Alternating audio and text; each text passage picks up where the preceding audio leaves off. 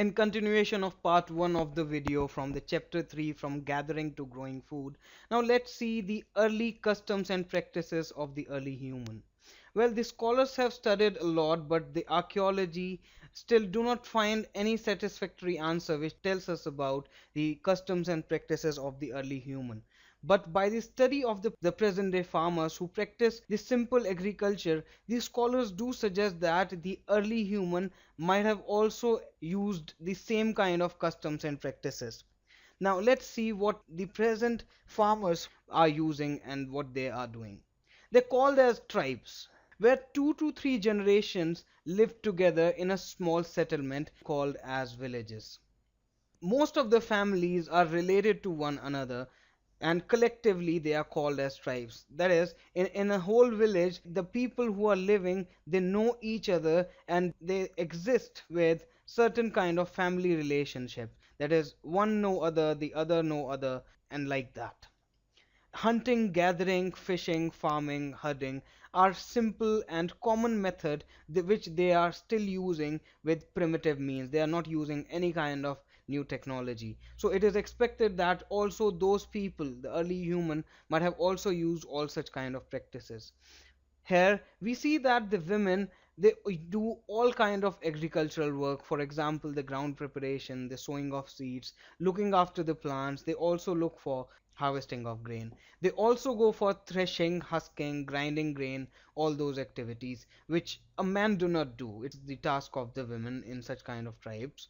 The children work for both the parents, that is the mother and the father. They help the mothers in activities like they look after plants, they drive away animal and bird from the plant so that they can be stored further, they can live long.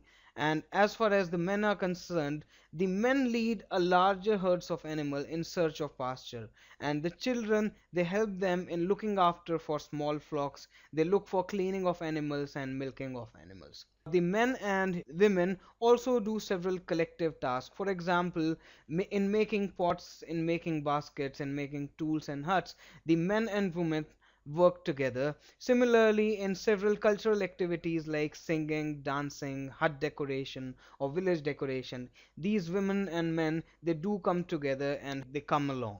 Similarly, in the tribe, we do see that some men are regarded as leader because of some or the other quality. For example, they may regard a person who's really old and experienced. They may regard a man which is young and have brave warrior quality, or they also regard people who are priest in the tribe. Similarly, the old women are also respected for their wisdom and their experience.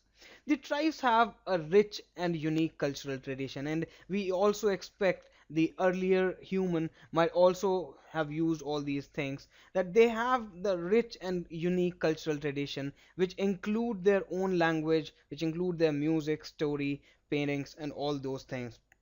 They also have their own gods and goddesses. What makes tribe different from many other societies is something that they respect for the land, they respect for forest, grassland, and water, and all those natural resources which they consume. They regard all of those things. The wealth is something which they consider as nature, and they have no meaning for any kind of currency as they do not use it at all. And there's also no sharp difference between a rich and a poor. In a tribe, all of them are equal. Now let's see certain specific sites where we have found the clues regarding the early man. The Mehergarh site that we have seen on the map of the earlier Neolithic age. Here the archaeologists have found several areas where houses are made in shapes of a rectangular kind of a block which has walls, and they have several chambers in it. They do suggest that they might have used all those things for something as kitchen, they might have used something as a storeroom, something as a living room, or something like that. The people of Mehergarh might have used all these rooms for these purposes. They've also seen that there was a system of burial of the Mehergarh people. They have found pits where the skeleton of human and skeleton of goats are found with certain other things. This suggests that the people of Mehergarh, they used to believe in the life after death. This is a good thing that we know that the people were considering enough about all these things. The archaeologists have found the broken bones of deer and pig, and in the below layers of the area they have found sheep and goat, and in the later layers they have found the bones of the cattle, suggesting that these were the animals that the people of Mehergarh were keeping with them. Now let's understand how the archaeologists say that the cattle existed earlier than the sheep, and the sheep and goat existed earlier than deer and pig. How do they get to know? Now let's see the earlier and the later levels in this particular term.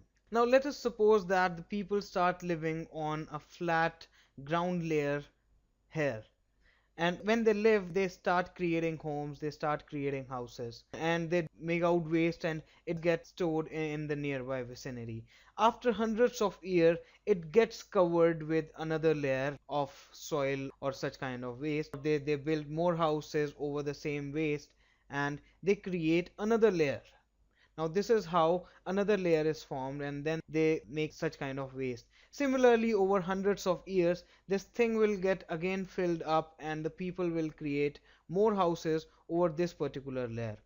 And this is how they create layer over layer. And when the archaeologists find all these sites after several hundreds or millions of years, they dig this earth and they find that there are several layers, and they number them as layer 1 or layer 2, layer 3, and so on and so forth as they go deep down the earth. Hence they can tell that this particular place, that is the level 3, existed earlier than level 2, and level 2 existed earlier than level 1.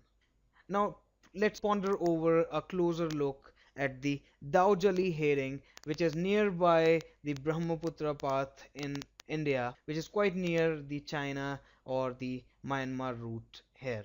This is Daujali herring, which is in the northeastern part of India. Now let's see what we have found in this particular area.